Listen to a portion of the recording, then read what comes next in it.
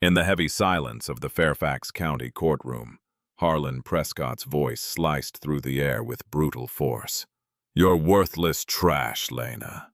You were nothing before me, and you'll be nothing after me." He rose from his seat and pointed straight at the woman across the aisle, the words delivered with the same cold detachment one might use when ordering coffee.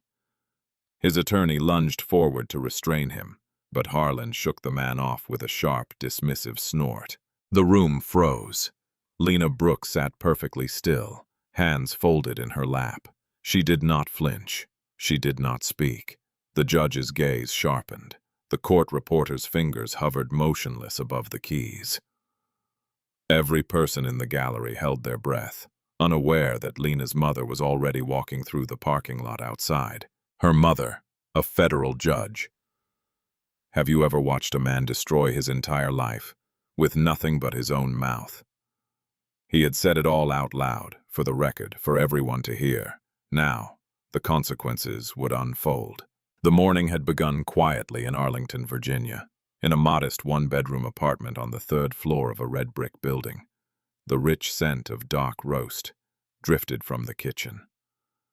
Lena sat on the edge of her bed, rubbing her face with both hands as she drew a steadying breath.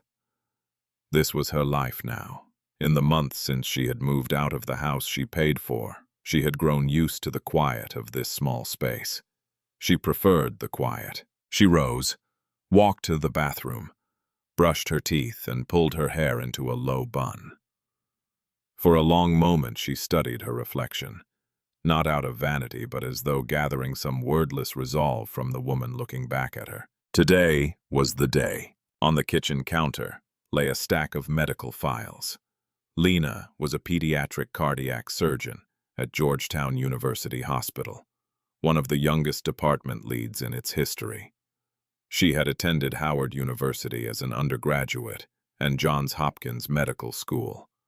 A plaque honoring her time as a Rhodes Scholar hung near the front door, the only decoration she had bothered to unpack. Beside the coffee maker stood a framed photograph, a tall, silver-haired black woman in judicial robes, beaming as she pinned a medical badge onto the white coat of a younger Lena. That woman was Judge Vivian Brooks of the United States Court of Appeals for the D.C. Circuit, 30 years on the federal bench, twice shortlisted for the Supreme Court. She was Lena's mother. Lena lifted the photo, her thumb tracing the glass, then set it down and poured her coffee. She had not called her mother that morning. Vivian had said she had a scheduling conflict and could not attend the hearing. Lena had told her it was fine. She had meant it. She had handled harder things alone. Years earlier, Lena had married Harlan Prescott. They met at a charity gala in Georgetown. He was charming, confident, well-dressed, quick with the right laugh. He pursued her with an energy that felt flattering at first. It stopped feeling flattering fast. Within the first year, the remarks began, small ones at first. A joke about her hair, a comment about the neighborhood where she grew up, a chuckle when she mentioned her family's church in Southeast D.C. Then the jokes stopped being jokes. "You're lucky I married you," he said during an argument about dishes. "That degree doesn't change what you are," he whispered one night after dinner with his parents. His mother had spent the evening calling Lena so articulate. Behind closed doors, he called her ghetto when she raised her voice. He called her aggressive when she disagreed. He told her she should be grateful. Every single day he found a new way to make her feel small. She endured it for 2 years in the quiet, dignified way she had been taught. Patience, hope that people could change. They do not. She filed for divorce on a Thursday afternoon. Harlan laughed when he received the papers. Actually laughed. Then, he hired the most aggressive attorney he could find and told anyone who would listen that Lena had used him and thrown him away. The proceedings dragged on for months. Harlan wanted half of everything: the house Lena paid for, the cars in her name, the investment accounts funded by her surgical bonuses. His attorney, Philip Grant, filed motion after motion, subpoenaed her colleagues, demanded financial records, turning a straightforward divorce into open warfare. Harlan's mother, Evelyn Prescott, even submitted a written declaration calling Lena difficult and ungrateful, stating she had never truly fit into the family. The language was careful. The meaning was unmistakable. Lena's attorney, Caroline Shaw, was ready. She had spent months building a file that read like a textbook on domestic abuse. Text messages, voicemails, bank records, everything documented, everything admissible. That morning, Lena chose a navy blazer, simple gold earrings, flat shoes. She looked professional. She looked calm. Inside, her stomach was a knot. She grabbed her keys, locked the apartment door, and drove to Fairfax County Family Court. Her brother, Marcus Hale, a retired Marine, was already there, seated in the gallery with his jacket draped over the chair beside him. Her mother's seat stayed empty. The courtroom filled. The bailiff called the room to order. Judge Eleanor Hayes entered and took the bench. The hearing began. Philip Grant rose first. He buttoned his jacket and walked to the center of the room like a man who owned every space he entered, mid-50s, silver watch, hair slicked back, the kind of lawyer who practiced his opening statement in the mirror each morning. Your Honor, my client, Harlan Prescott, devoted years of his life to this marriage, Grant began, letting the sentence hang. He set his own ambitions aside. He managed the household. He created the stability that allowed Dr. Brooks to pursue her medical career without distraction. He placed a folder on the edge of the judge's bench. Inside, you'll find financial records showing that Mr. Prescott covered household expenses during Dr. Brooks's residency, groceries, utilities, car insurance. While she built her career, he kept the lights on. He turned slightly toward Lena, just enough for the judge to notice. She would not be where she is today without my client's sacrifices. And now, after everything he gave, she wants to walk away and leave him with nothing. That is not a partnership. That is abandonment. Caroline Shaw showed no reaction. She wrote one word on her notepad and underlined it twice. Judge Hayes nodded. Thank you, Mr. Grant. Mr. Prescott, you may take the stand. Harlan stood slowly. He adjusted his tie, ran a hand through his hair, then walked to the witness stand with the posture of a man who believed every room was lucky to have him. He sat, took a breath, and began his performance. Your Honor, I just want to say this has been the hardest period of my life, he said, voice cracking in a practiced way. I loved my wife. I gave her everything I had. I supported her through medical school, through residency, through those long weeks when she was never home. He paused, looked down at his hands. I sacrificed my own career growth because I believed in hers. I handled the house. I handled the bills. I made sure she had a home to come back to every night. Another pause, a slow exhale. And then one day, she just decided I wasn't enough anymore. He shook his head. The picture of a wounded man. The performance of a lifetime. Grant stepped in with soft, rehearsed questions. Did you ever feel neglected during the marriage? All the time, Harlan said quietly. She was always at the hospital, always working. I'd cook dinner and eat alone. I'd go to bed alone. After a while, I started to wonder if I even mattered. And when you raised these concerns with her, she told me I was being dramatic, Harlan replied, jaw tightening. She said I should be grateful she was providing for us, like I was some kind of charity case. In the gallery, Marcus Hale shifted, jaw clenched. He had heard Lena's side of the story. Every word Harlan spoke was a distorted mirror image. Lena sat still. Her pen rested on the table. She did not write. She did not react. She had already lived through every lie he was telling. Hearing them again under oath did not make them true. It only made them louder. Judge Hayes made notes, her face giving nothing away. Then Caroline Shaw stood. Mr. Prescott, she said calmly, you testified that you covered household expenses during your wife's residency. Is that correct? Yes. And you characterized this as a significant financial sacrifice? It was. Shaw opened a folder. I'd like to enter Exhibit D into the record, Your Honor. These are complete bank statements from a joint account held by Mr. Prescott and Dr. Brooks during her residency. She slid copies to the judge, to Grant, and placed one in front of Harlan. Mr. Prescott, can you tell me who deposited the regular funds into this account during your wife's residency? Harlan glanced at the paper. That was a shared arrangement. The deposits came from Dr. Brooks's residency stipend. Shaw continued. She deposited her entire paycheck into this joint account. You used that money to pay the bills you just described as your sacrifice. Isn't that correct? Harlan's smile faded. She still needed someone to manage it. Manage it? Shaw repeated the word as though tasting something sour. Let's move to Exhibit E. She placed a new stack of papers on the stand. These are mortgage records for the marital home in McLean, Virginia, valued at well over $1 million. Mr. Prescott, whose name is on the mortgage? Silence. Mr. Prescott? Hers. And who made every single monthly payment over the last several years? She did. But I'm... Exhibit F. Vehicle registrations, a recent model SUV and sedan, both registered to Dr. Lena Brooks, both paid in full by Dr. Brooks. Mr. Prescott, do you own a vehicle in your name? Harlan's neck flushed red. I drive the sedan. You drive it. You do not own it. Shaw let the distinction breathe. Exhibit G investment portfolio statements. Total value in the hundreds of thousands. Funded entirely by surgical bonuses earned by Dr. Brooks. Mr. Prescott, did you contribute any amount at all to this portfolio? I supported her emotionally. That has value, too.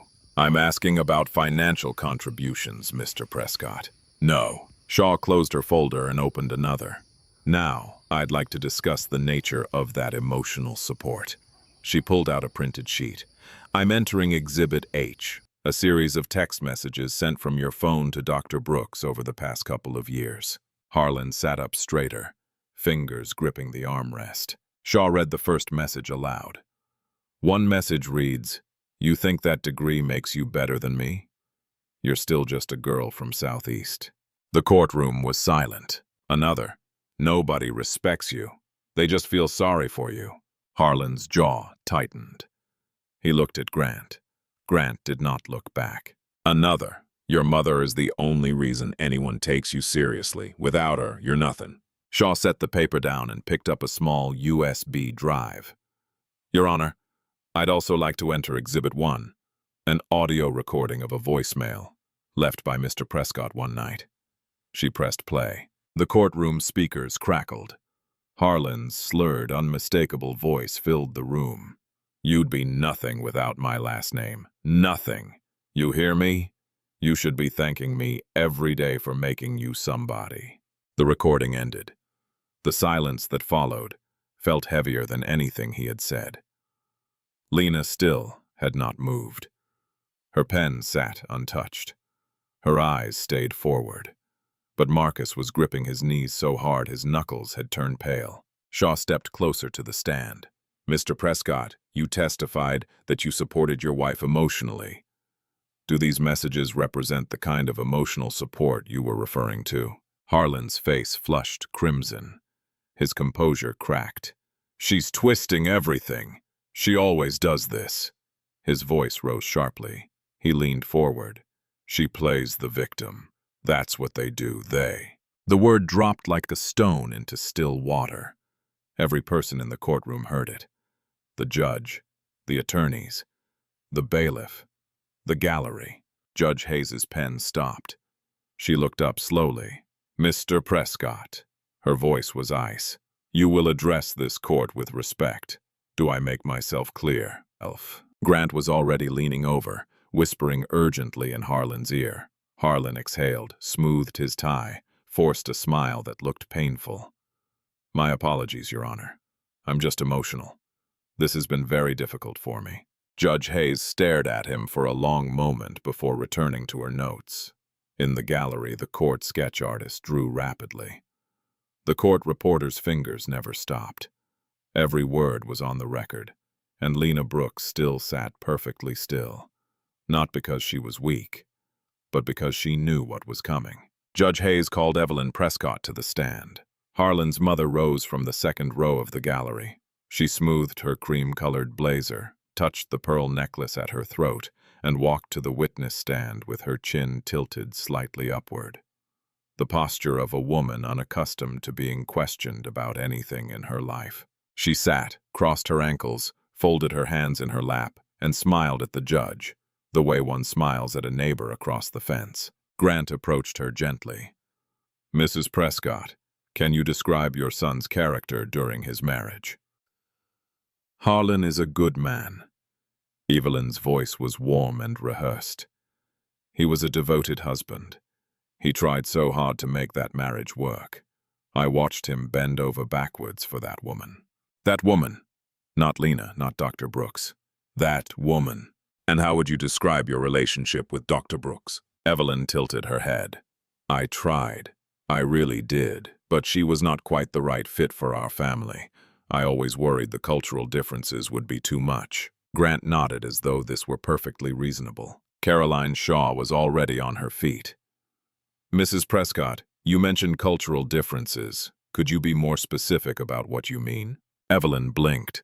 "I just mean lifestyle, upbringing, the way she was raised versus the way Harlan was raised, you know." "I don't know, actually. That's why I'm asking." Evelyn's smile tightened. "We come from different worlds. That's all I meant. It's not a criticism. It's just a fact." Shaw nodded slowly, then opened a folder. "Mrs. Prescott, I'd like to read a text message you sent to your son. This has been entered as Exhibit J." Evelyn's smile vanished. Shaw read it aloud, slowly, every word clear. "I told you not to marry outside your kind. Now, look at the mess." The courtroom went dead quiet. Not a shuffle, not a cough. Even the air conditioning seemed to pause. Evelyn's face drained of color. Her fingers tightened in her lap. That was taken out of context. What context would make that statement acceptable, Mrs. Prescott? I was upset. Harlan had called me crying. I was just being a mother. A mother who told her son not to marry outside his kind. Those are your words, Mrs. Prescott. Sent from your phone to your son. Is there another way to read them? Evelyn opened her mouth, closed it, opened it again. Nothing came out. Judge Hayes's expression had turned to stone. She wrote something on her notepad, underlined it, wrote something else. "No further questions," Shaw said. Evelyn stepped down from the stand. She did not look at anyone. She walked back to her seat in the gallery with her eyes fixed on the floor. Her pearls caught the fluorescent light as she sat. Her hands were shaking. Harlan watched his mother return to her seat. The performance was gone. The rehearsed grief, the wounded husband act, all of it had evaporated. What remained was something raw and ugly. He leaned over to Grant and muttered loud enough for the first rows to hear. "This is a joke. She's going to take everything I built." Grant whispered back sharply, "Keep your voice down. Now." But Harlan was past listening. Shaw stood again. "Your Honor, I'd like to present the final financial summary, Exhibit K." She distributed packets to the judge and both attorneys. Then she walked to the center of the room. "Over the course of this marriage, Dr. Brooks earned a combined gross income far exceeding Mr. Prescott's. Dr. Brooks paid the mortgage in full. She paid both car payments in full. She funded the entire investment portfolio. She covered medical insurance, property taxes, and home maintenance." Shaw paused, letting the numbers settle. "Mr. Prescott's financial contribution to the household totaled less than 10% of the couple's combined income. And the expenses he did cover, groceries, utilities, minor household items, were paid from a joint account funded primarily by Dr. Brooks's deposits. Mr. Prescott's claim that he built anything in this marriage is not supported by a single document in this record." Harlan's face went scarlet. His chest rose and fell. His hands gripped the edge of the table. Grant put a hand on his shoulder. "Don't," he whispered. Judge Hayes looked at Harlan. "Mr. Prescott, before I begin deliberation, Do you have anything you'd like to add? It was a mistake. Or perhaps it was exactly what the moment required. Harlan stood. Grant grabbed his arm. "Sit down, Harlan. Sit down." Harlan pulled free. He was shaking, not from sadness, but from rage. The kind that erupts when a man who has always believed himself superior suddenly realizes the room does not agree. "This whole system is rigged," his voice cracked. "She gets everything because courts always side with—" He stopped himself, but only for a second. Then he turned and looked directly at Lena. And let it all out. "You're worthless trash, Lena, you hear me? Worthless trash." He slammed his palm on the table. The sound echoed like a gunshot. "You were nothing before me. That fancy degree doesn't change what you are. You want to play the strong black woman? Fine. Play it. But we both know the truth." The gallery erupted. Gasps. A woman in the back row stood. Marcus Hale rose to his feet, fists clenched at his sides. The bailiff stepped forward, one hand on his belt. Harlan still wasn't done. "And your mother." He pointed toward the empty seat in the front row. "That self-righteous woman. She poisoned you against me from day one. She looked at me like I was beneath her, like I wasn't good enough for her precious daughter." He laughed, a short, bitter sound. "A judge. Big deal. She's just another." "Mr. Prescott." Judge Hayes's voice cut through the room like a blade. Her gavel came down hard. Twice. 3 times. "You are in contempt of this court. Sit down immediately, or you will be removed in handcuffs. Do I make myself absolutely clear?"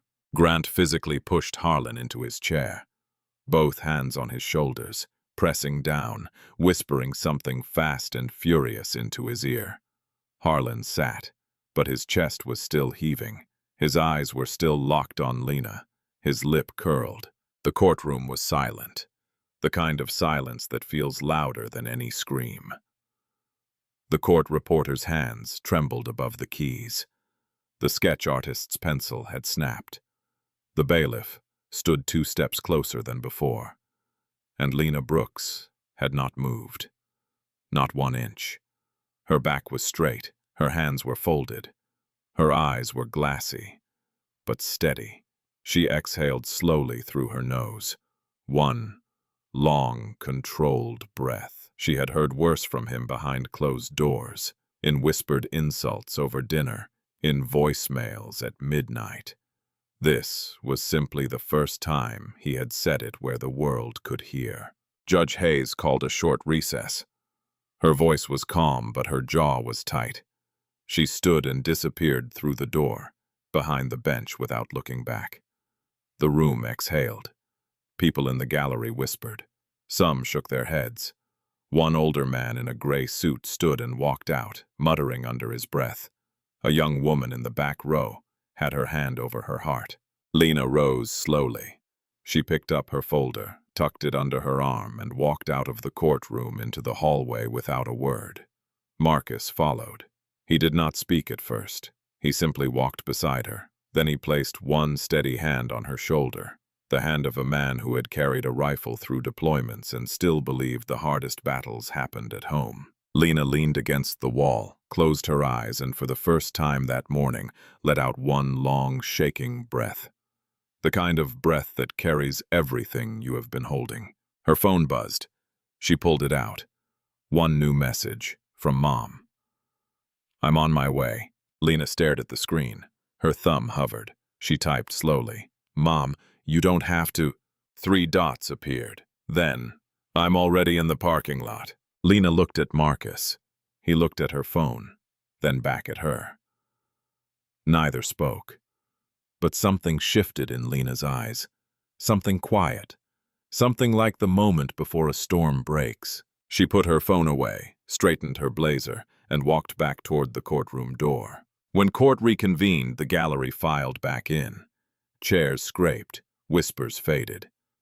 The bailiff called the room to order. Judge Hayes returned to the bench, face unreadable. Harlan sat with arms crossed, staring at the table. Grant had stopped whispering. There was nothing left to say. Lena took her seat, set her folder down, folded her hands. Same posture, same stillness. But something was different now. A steadiness in her shoulders that had not been there before. Something settled, something ready. Judge Hayes opened her mouth to speak. And then the doors opened. Not fast, not dramatic, just a slow, deliberate push. Both doors at the same time. Every head turned. A woman stepped through. Tall, silver-haired, dressed in a charcoal suit with a silk scarf at the collar. Her shoes clicked against the tile. Steady, unhurried, precise. Each step carried the rhythm of a woman who had walked into rooms like this for decades and never once needed permission. Judge Vivian Brooks. She did not scan the room. She did not search for a seat. She walked straight down the center aisle, eyes forward, chin level, back straight as a cathedral wall. The bailiff saw her first. His posture changed instantly. Shoulders back, chin up. He gave a small nod, the kind that is not taught but earned. A woman in the gallery leaned to her husband. "Who is that?" He shook his head but sat up straighter. Everyone did. The room shifted without anyone deciding to shift. The air changed weight. Judge Hayes looked up. Her pen stopped. Her eyes widened just slightly. She knew exactly who had entered her courtroom. Vivian reached the front row, the seat that had been empty all morning. She turned, sat, smoothed her jacket once, folded her hands in her lap. Then she looked at Lena. No grand gesture. No wave, no smile, no words. Just a mother looking at her daughter. A single, quiet nod. "I'm here." Lena's chin dipped, barely a centimeter. Her eyes glistened for half a second.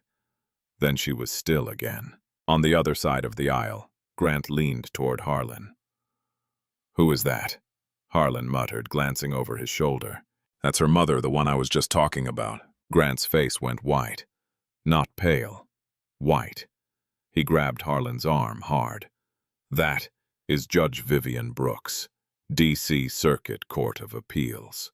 One of the most senior federal judges in the country." Harlan blinked. "So, she was on the short list for the Supreme Court. Twice." The word landed like a physical weight. Harlan's mouth opened. Nothing came out. He turned slowly and looked at Vivian Brooks again. She was already looking at him. Not glaring, not scowling, not angry. She simply looked at him, the way a woman looks at something small, something she has seen 1,000 times before, something that does not surprise her and never will. Decades of staring down corrupt officials, corporate lawyers, hardened criminals who had done things Harlan could not imagine. She had looked at all of them with this same face. Patient, unshakable, absolute. Harlan turned back around. His legs started bouncing. He stared at the table. He could not look up. The room had changed. Everyone felt it. The bailiff, the court reporter, the sketch artist, even the fluorescent lights seemed to buzz at a different frequency. Judge Hayes cleared her throat. Before the recess, the court heard testimony from both parties and reviewed all submitted exhibits. I also observed the respondent's conduct in this courtroom today, which has been entered into the record in full. She paused and looked at Harlan. "Mr. Prescott, I want to be very clear. This court has a complete record of every word you spoke today. Your statements, your tone, and your behavior will be weighed accordingly in my ruling." Harlan did not move. He did not nod. He did not breathe. Vivian Brooks sat perfectly still, hands folded, eyes forward. She did not need to speak. She did not need to intervene. She did not need to do anything at all. She was there, and that was enough. Judge Hayes delivered her ruling without hesitation, after reviewing all evidence, testimony, and financial documentation submitted by both parties. This court finds the following. She looked directly at Harlan. Mr. Prescott's claim to equitable distribution is denied. The evidence overwhelmingly demonstrates that Dr. Brooks was the sole meaningful financial contributor to this marriage. The mortgage, vehicle payments, investment accounts, and the vast majority of household expenses were paid entirely by Dr. Brooks. Harlan's mouth opened slightly. Grant placed a hand on his arm. Harlan did not notice. Mr. Prescott is awarded his personal belongings only. Dr. Brooks retains full ownership of the marital home, both vehicles and all investment accounts. Additionally, this court finds Mr. Prescott in contempt for his conduct during today's proceedings. He is fined $5,000 and warned that any further disruption in this courtroom or in any communication with Dr. Brooks will result in immediate incarceration. She removed her glasses, set them on the bench, and spoke the last part slowly. The language used by the respondent today was not merely disrespectful, it was dehumanizing. This court does not tolerate racial animus in any form. Mr. Prescott, your words are on the record. They will follow you. The gavel came down. Once. Final. Harlan sat frozen. His mouth moved, but nothing came out. He looked at Grant. Grant was already closing his briefcase. In the front row, Vivian Brooks did not smile, did not nod, did not move. She simply watched justice do what justice does when it is given the truth. The courtroom emptied slowly. People stood in small clusters, whispering. The sketch artist tore off her page and started a new one. The bailiff held the door open with the expression of a man who had just witnessed something he would talk about for years. Lena walked into the hallway. Marcus was beside her. Neither spoke. They did not need to. Then footsteps, fast ones. Lena, wait! Harlan jogged up behind her. His tie was loosened, hair out of place, eyes red and darting. Everything about him had changed. The arrogance was gone. What replaced it was something smaller, desperate. Listen to me. I didn't mean it. His voice cracked. I was angry. You know how I get when I'm angry. I say things I don't mean. Can we just talk about this, please? Lena stopped walking. She turned slowly and looked at him, really looked at him, maybe for the first time in years. You said exactly what you meant, she said quietly, steadily. For the first time in years, you told the truth. She turned and walked away. Marcus stepped between them. He did not say a word. He did not need to. He stood tall, solid, and the look on his face said everything. Harlan did not follow. Later, Harlan stood in the parking lot with Grant. So, what's next? Harlan asked. We appeal, right? We can... There is no we. Grant set his briefcase on the hood of his car. I'm withdrawing as your counsel, Harlan. You can't do that. You're my attorney. I was your attorney. Past tense. Grant opened his car door. You made my job impossible in there. And frankly, what you said was indefensible. I won't be associated with it. Find someone else. He got in, started the engine, and drove away without looking back. Harlan stood alone. The sun was high. His shadow was a small dark shape at his feet. A short while later, Evelyn Prescott walked out of the courthouse. Harlan turned to her, waiting for comfort, waiting for his mother to tell him it would be okay. I told you to keep your temper. Evelyn's voice was cold, flat. I told you, Harlan, over and over, and you couldn't hold it together for one single hearing. Mom, now look at what you've done to this family's name. She was not sorry for what he had said. She was sorry he had said it where people could hear. She walked to her car, got in, and drove away. Harlan stood alone. Jacket wrinkled, tie crooked. No lawyer, no mother, no wife. The courthouse door behind him closed with a heavy click. Soon after, the court transcript, every word, was public record.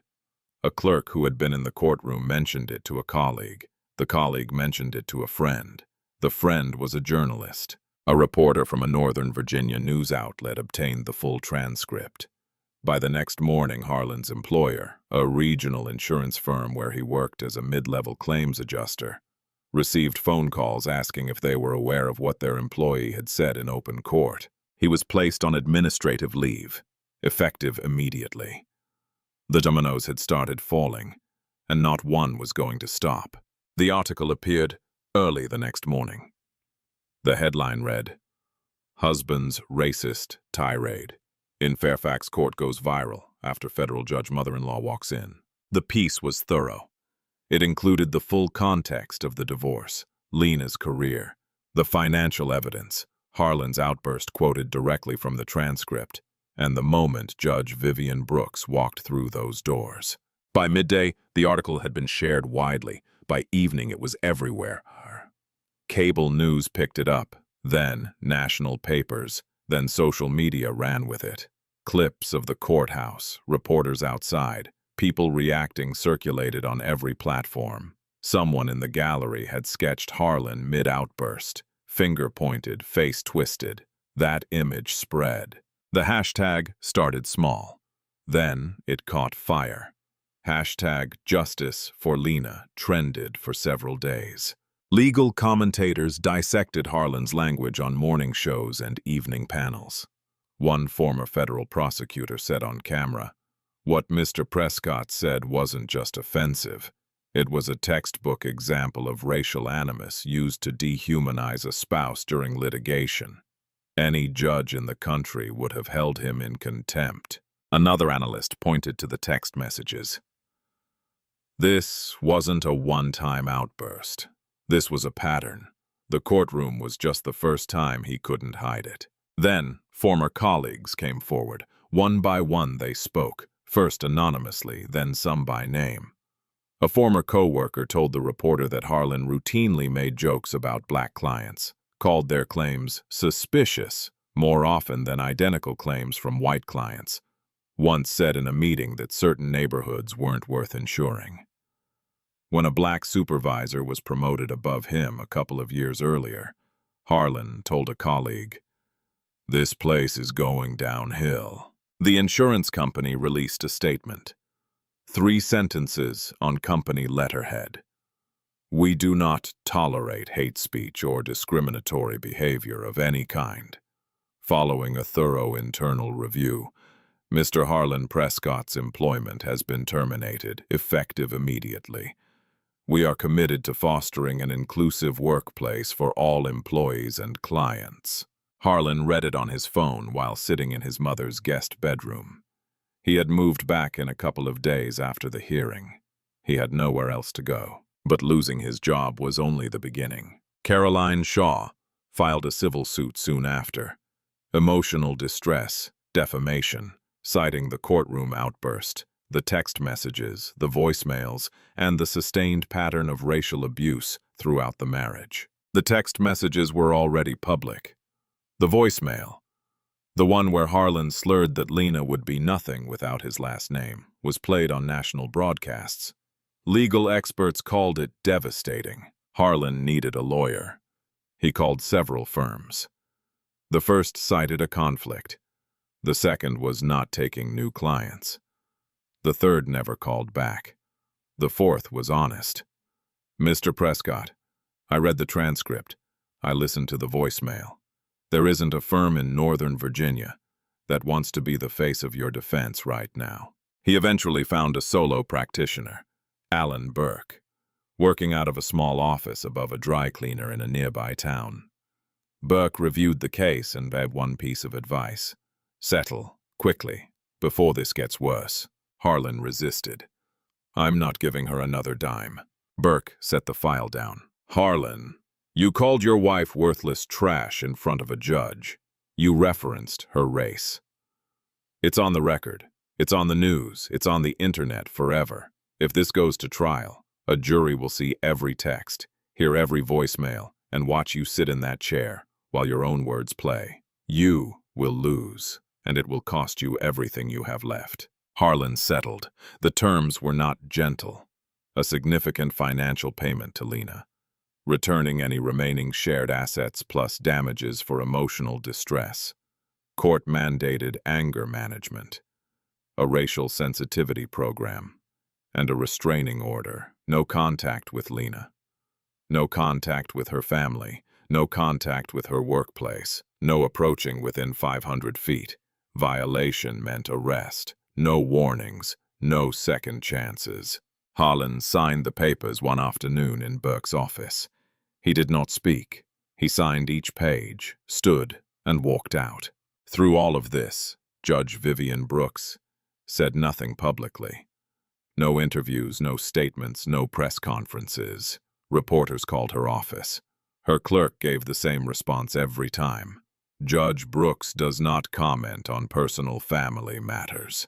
She did not need to comment. Her presence in that courtroom had already said everything. Legal blogs wrote about the moment for weeks. One Georgetown law professor captured it in an op-ed. Judge Brooks didn't need to say a word. She didn't intervene. She didn't pull rank. She sat in the gallery like any other mother and let the system do its work. And in doing so, she reminded everyone that justice isn't just a concept in textbooks. It's a living institution. And sometimes it shows up wearing a charcoal suit. In the months that followed, Lena did what she had always done. She worked. Georgetown University Hospital featured her in its annual report. A medical journal profiled her pioneering techniques in pediatric cardiac surgery. She was invited to speak at Howard University's commencement, her alma mater. She stood at the podium in a black gown. She did not mention Harlan. She did not mention the divorce. She did not mention the courtroom. She spoke about resilience, self-worth, the difference between what people call you and what you answer to. Someone will try to define you, she told the graduates. They will use words designed to make you small. Let them talk. Your job is not to argue with small people. Your job is to keep building something they could never tear down. The auditorium rose. Every single person. Lena smiled and looked down at the front row. Her mother sat there, hands folded, eyes shining, the same quiet nod. I'm here. In time, Lena was promoted to Chief of Pediatric Surgery at Georgetown University Hospital. She bought a townhouse in Alexandria, her name on the deed, her money on the check, her choice on every wall, every room, every detail. No one else's opinion required. She started a mentorship foundation for young black women pursuing careers in STEM and medicine. She named it Brooks Forward. The first class was small. The second grew. By the third year, there was a wait list. She never spoke publicly about the divorce. Reporters asked. Podcast hosts asked. She declined every time. Her work spoke for her. It always had. Judge Vivian Brooks continued serving on the D.C. Circuit Court of Appeals. Precision, fairness, and a silence that carried more weight than most speeches. At a private family dinner later, after the dust had settled, Vivian set her fork down and looked at her daughter across the table. I didn't walk into that courtroom as a judge, she said. I walked in as your mother. She paused. But I'm proud that both of those women saw justice done that day. Lena reached across the table and held her mother's hand. Neither spoke. They did not need to. Marcus Hale stayed close. He checked in on Lena every Sunday. Phone call at the same time each week. Never missed one. He later told a reporter off the record, my sister didn't need saving. She needed witnesses, and that courtroom gave her plenty. Caroline Shaw went on to handle several high-profile divorce cases involving domestic abuse and racial discrimination. She credited the Prescott case with changing how courts treat verbal abuse when racially motivated. Before this case, too many judges dismissed racial insults as emotional outbursts, she said. After this case, that excuse doesn't fly anymore. And Harlan Prescott? He lost his career, his savings, his social standing, his reputation. He completed the anger management program. He failed the racial sensitivity course on his first attempt and passed on his second. Barely. He moved into his mother's spare bedroom in a small town outside Richmond. He did not remarry. He did not find new employment in the insurance industry. His name became the first result on every search engine, attached permanently to the transcript, the articles, and that sketch of him pointing across a courtroom with rage on his face. Evelyn Prescott stopped attending her garden club. She told neighbors she was taking a break. The neighbors knew why. Everyone in town had read the article. Everyone had seen her text message. Don't marry outside your kind. Those words followed her the way Harlan's followed him. This story is fiction. But while you were reading, be honest, you weren't thinking, this is fake. You were thinking about somebody you know, somebody who has been called worthless. And that part, that's far too real. So let me ask you, if you were sitting in that courtroom gallery, if you heard someone say those words to another human being right in front of a judge, right in front of everybody, would you have stayed silent, or would you have stood up? If this story touched something real in you, share it with someone who needs to hear it. And remember this: your worth is not decided by the person standing across from you in a courtroom. It is not measured by someone else's anger or ignorance or fear. Your worth was settled long before they ever opened their mouth. Don't let anyone rewrite that story for you.